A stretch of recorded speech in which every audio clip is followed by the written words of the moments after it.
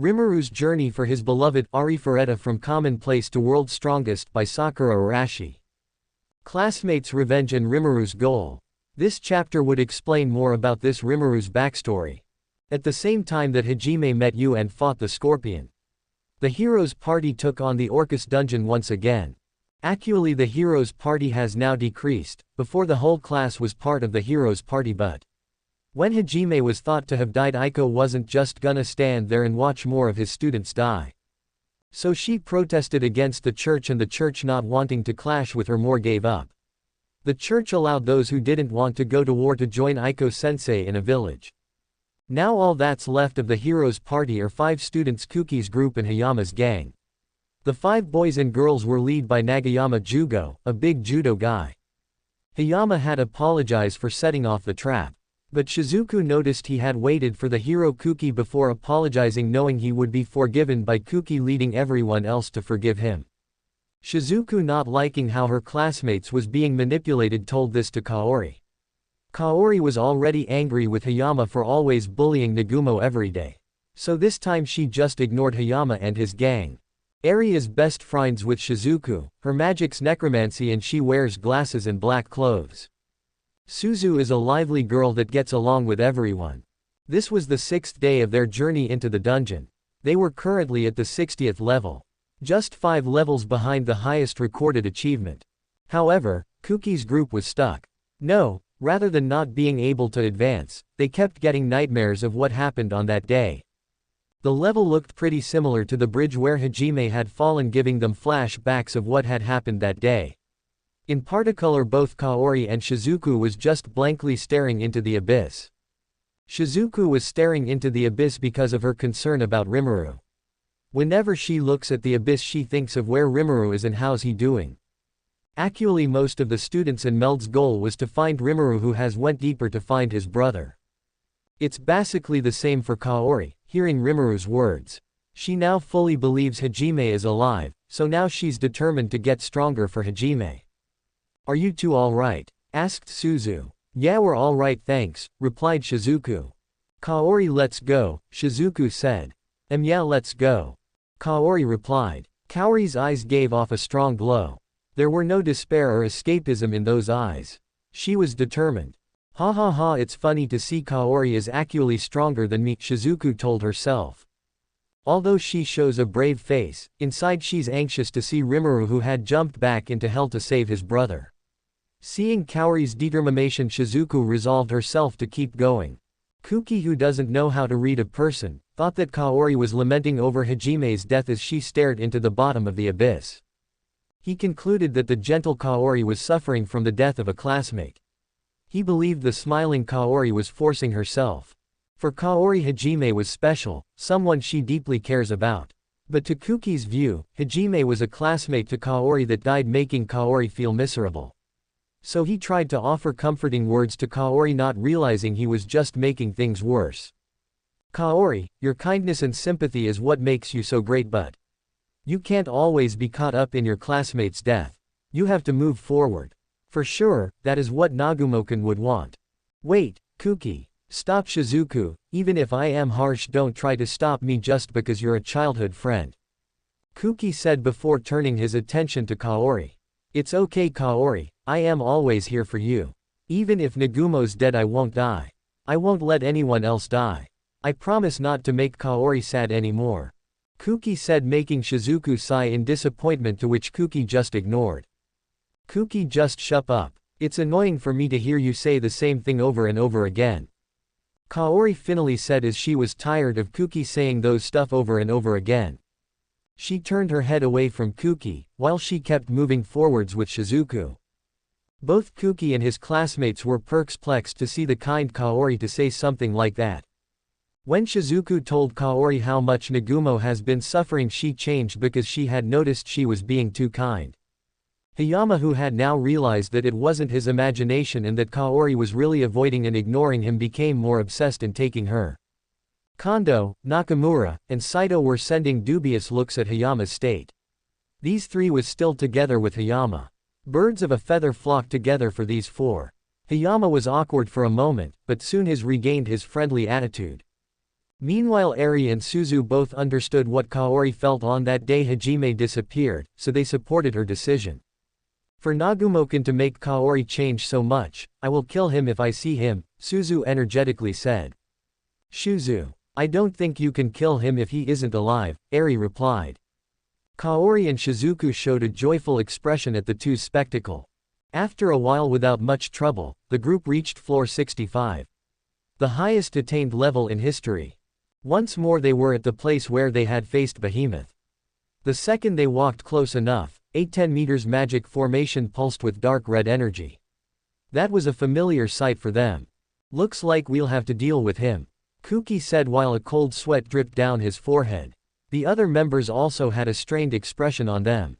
Seriously, if Rimuru had been here already, then why is this guy still alive?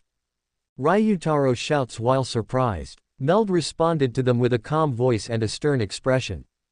The origins of these monsters are unknown. Even if they've been defeated, they will always come back to life. Don't forget to secure an escape route. Meld's first priority was to issue commands to ensure an escape route. The subordinates obeyed immediately. But Kuki wanted to speak his mind. Meld, we are not the same as that time. I've become many times stronger. And won't be defeated again. Certainly we can win. That's true. This time for sure it's our victory. Ryutaro shouted out with a fearless smile. Meld just shrugged his shoulder like he couldn't help it. With their current abilities they should be okay. Similarly, he now had that same smile. Kuki's stats. Name: Amanokawa Kuki. Age: 17 years old. Gender: male. Level: 46. Class: Hero. Strength: 560. Vitality: 560. Resistance: 560. Agility: 560. Magic: 560. Magic resistance: 560. The magic formation finally lights up and explodes. Their nightmare had appeared before them. Goo-ga! The behemoth roared as it appears before them. A glare full of fierce intent to kill was sent to Kuki's party by the behemoth. There was a single girl that glared back at the monster, not giving a care to the tension building up. The girl declared, "I will overcome you and see him again." That girl was Kaori. Now the battle had begun and Kuki made the first move. Myriad of soaring wings, reached the heavens, soaring flash. The curved slash of light struck the behemoth with a roar. He wanted to show that he wasn't the same as back then, and it was proven. Gu-ra-ga. The attack hit behemoth's chest, injuring it. The attack caused dark red blood to drip onto the ground. We can do it. We are certainly stronger. Nagayama left side, Hayama take the rear, Meld take the right side. Rear guard ready magic. High grade magic. Oh. He actually gave good instructions. Ha ha ha, I am proud of their growth, thought Geld. Did you hear? All hands, follow Kuki's command. Meld shouted and ran to wrap the right side of the behemoth with his knights. Everyone started to move at that moment and encircle the behemoth. Behemoth started to charge at the rear group, each step of it decimated the ground. In your dreams, I won't allow you. Ryutaro and Jugo, the two biggest members of the class, quickly huddled the behemoth and started to wrestle with it.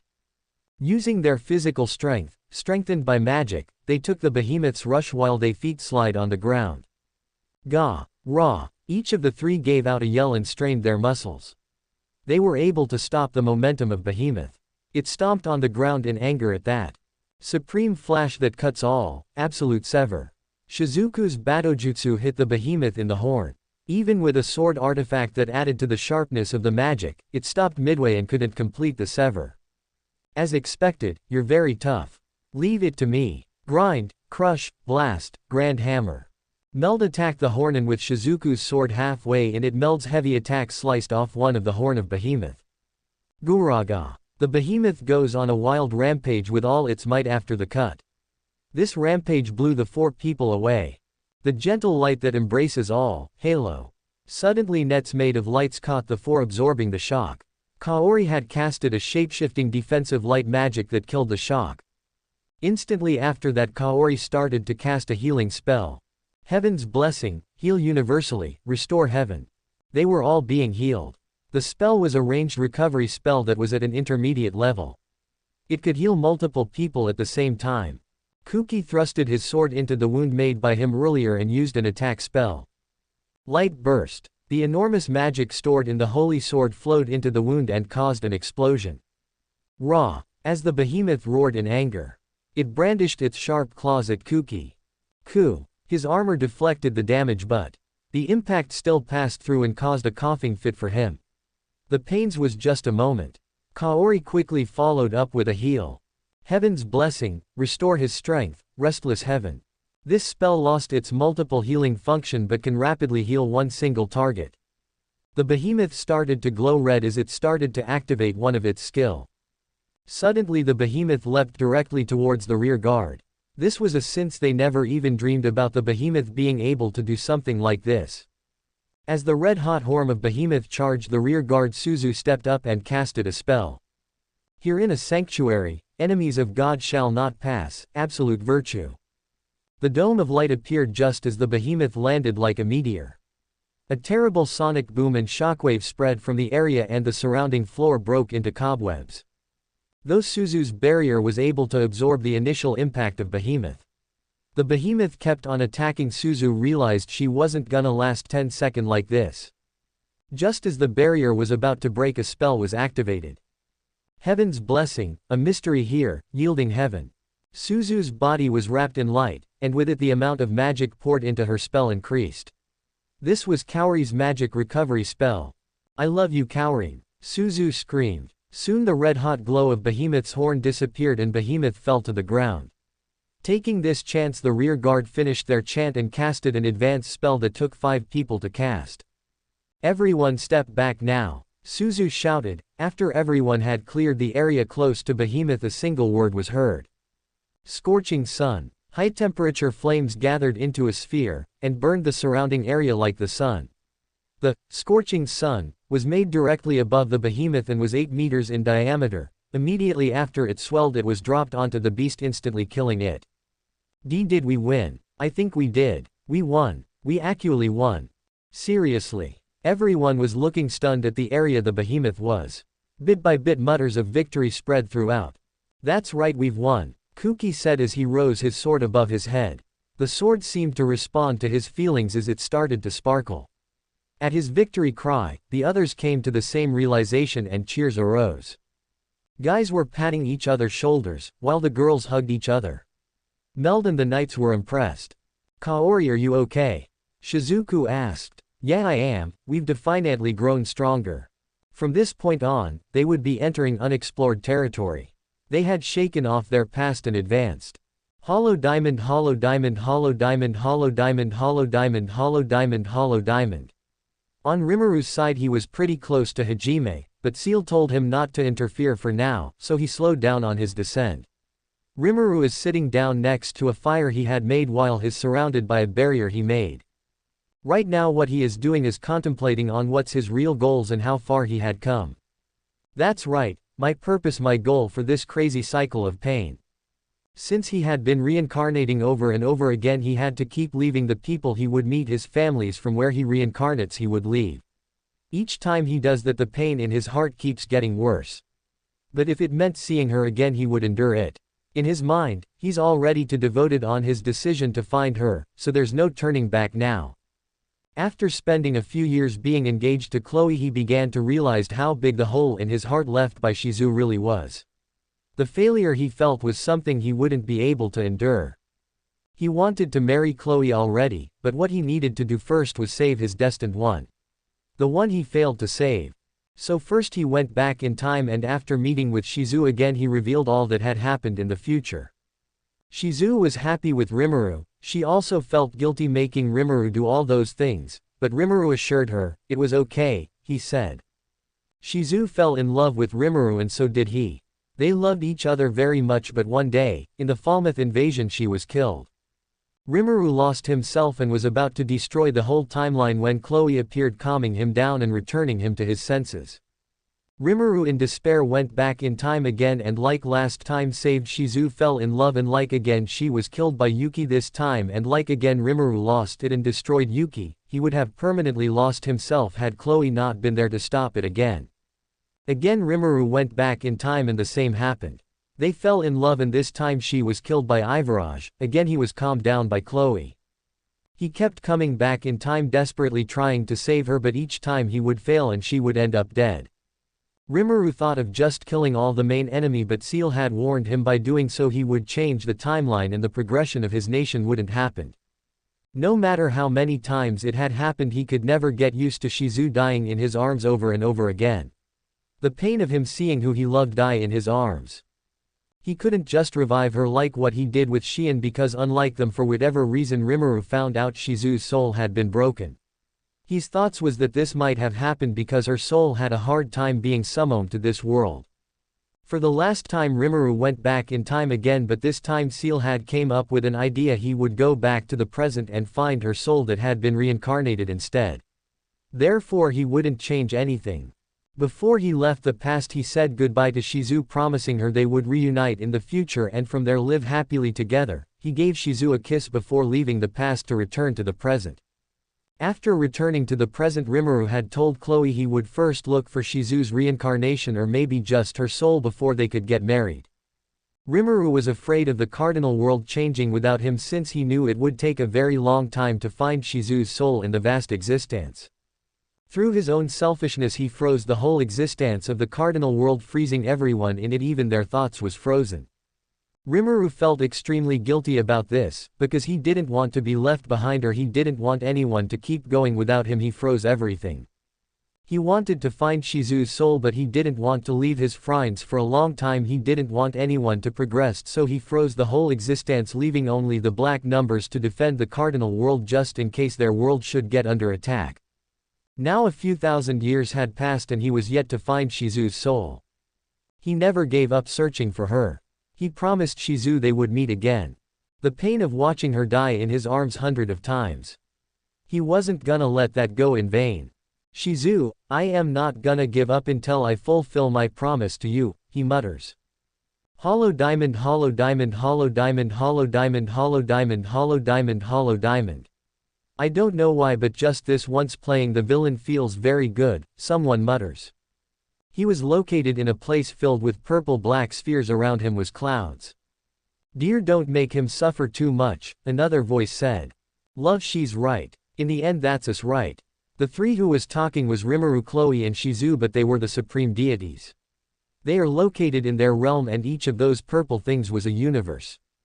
Usually the god Rimuru would connect his conscious to his pseudo-body making it him. But this time he gave this Rimuru a mind of his own a soul of his own. He was joyfully watching himself progress while being the antagonist at the same time. Shizu was with him joyfully watching as well while Chloe was shaping up another universe for her own entertainment and Seal is making a universe where Rimuru and her are lovers. It's not like they're evil but if you're the supreme deity who holds absolute power good and bad wouldn't hold any more consequence. Actually good or bad wouldn't even exist. Through them infinite amount of universe exist including infinite amount of different timelines. The only way for you to kill the three is to erase the infinite amount of timelines, universes and realities. But that's just impossible, and say you manage to do that then all that would happen is you would disappear and after a few million years they would appear again. Whatever they think of will literally just appear. Nothing can exist without them if they disappear so does existence. They are the point of existence itself. They create gods for fun.